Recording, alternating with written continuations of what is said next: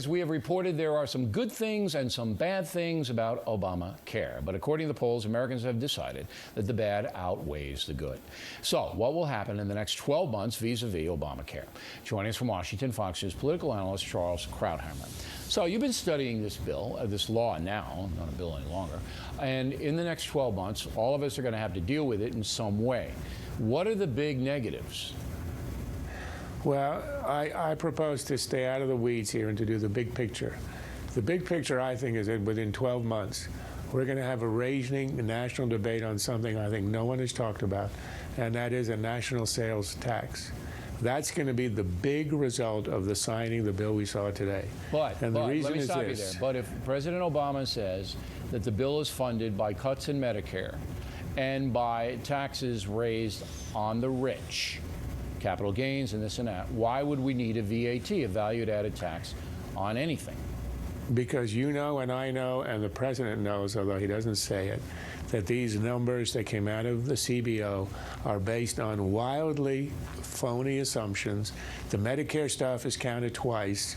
The benefits kick in after the taxation. The actual cost of this is not under $1 trillion, it's $2.5 trillion. He knows it, we know it, and we'll see it all spelled out. How do you know he knows it?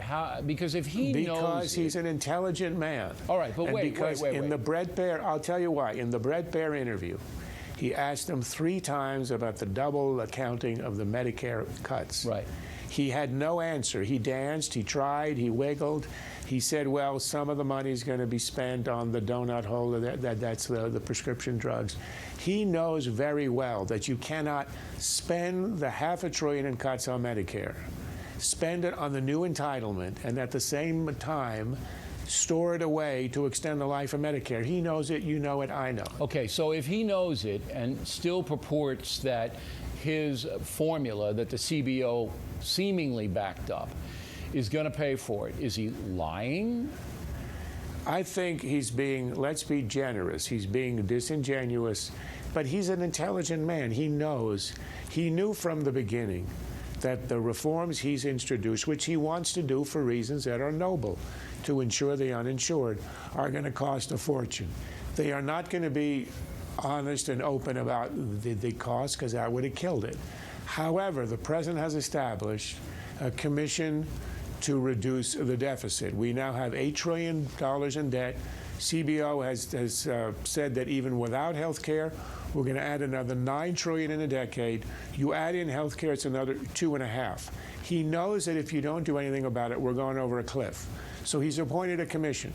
It reports after the election, remember, after the election. And I predict that the major recommendation is going to be a national sales tax. There's no other way to produce the revenue they're going to need. All right. It's a river of revenue. The Europeans have it. We are going to have it. Now, we have 90 seconds. You also have another direct hit on the American people. What is that? Well, it's not so much a hit, but it's going to be a change in the way of life. People do not understand that the insurance companies are not going to be the predators of before, because they are going to become the lapdogs, the agents, the extension of the federal government. Under the rules written into this new legislation, they are going to be the collectors of national health insurance. The reason that all those left-wing House members who said we won't support this unless you have a public option, why they all caved in, is because the administration finally explained to them, it got it through their thick heads, that you don't need a public option. The insurance companies are going to become utilities. They are the public option. The rules that they are going to be administering will all come from the federal government. They're going to collect the money. They're going to collect the premiums. And the government in Washington will control how they insure, who they insure, and how much it'll cost. All right. Very interesting, Charles. As always, we appreciate your point of view.